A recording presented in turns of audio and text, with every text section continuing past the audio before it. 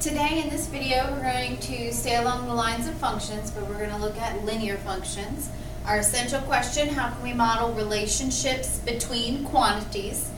I can explain how the graph of a function relates to its set of ordered pairs, and I can recognize when an equation is a linear function. So these are the two I can statements that we're going to want to accomplish by the end of this lesson.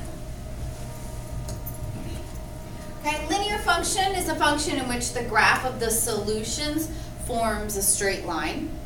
An equation of the form y equals mx plus b is a linear function. So we've already been dealing with linear functions when we looked at that slope-intercept, the y equals mx plus b. So we're going to be along the same lines of equations that are similar to that.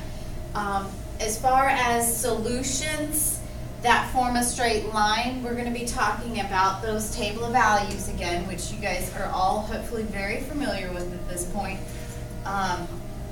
If you're given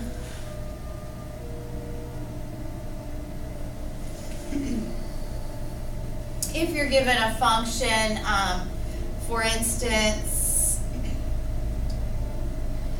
f of x is equal to 4x plus 2.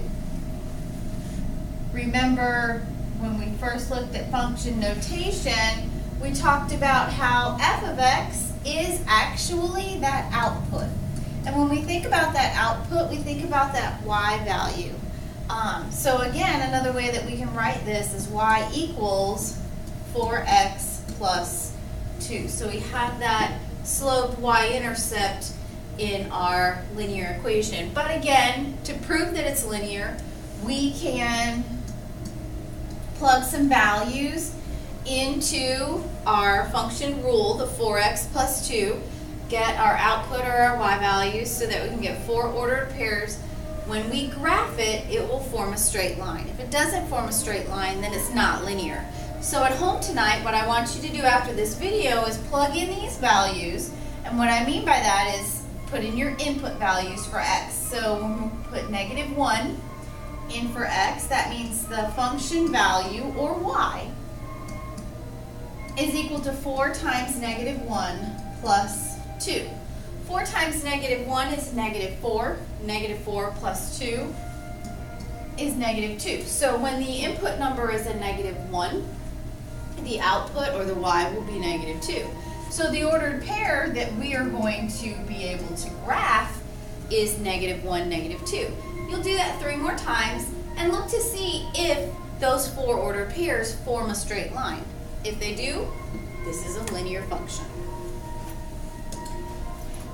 There are different ways to represent a function. We're going to look at 5 different ways that you can represent a function. The first one is the words. That's where it all begins.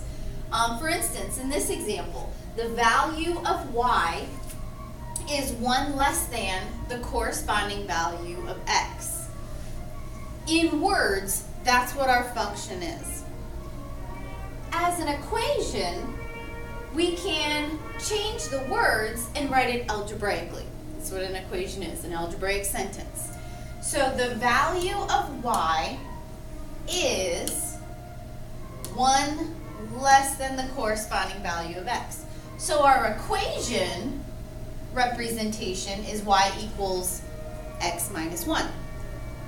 We can then take that equation and represent that function in a table.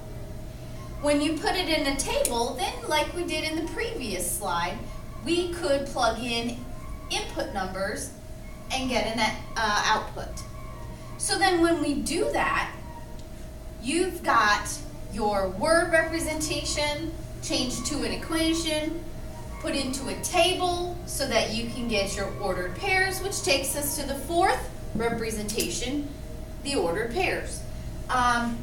So what we did here in the table, I have 3 examples up here. We'll do the 4th one. We'll put 3 in for x.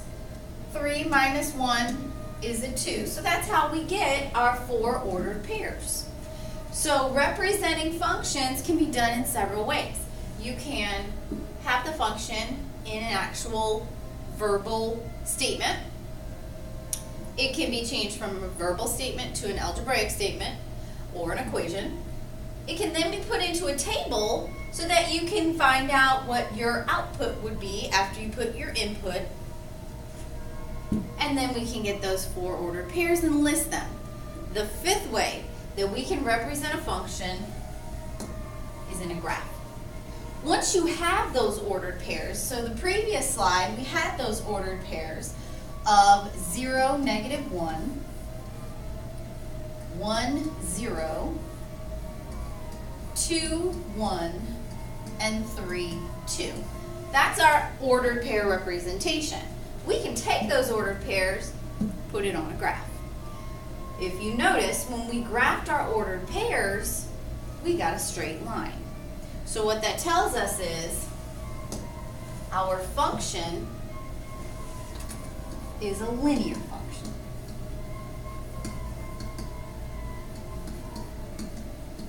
Okay? Because when we get the ordered pairs and then we graph those ordered pairs, we get a straight line, linear function. So we're going to do some more of this in class. I'm going to do some graphing, so make sure you have your graph paper with you. And we'll see you tomorrow.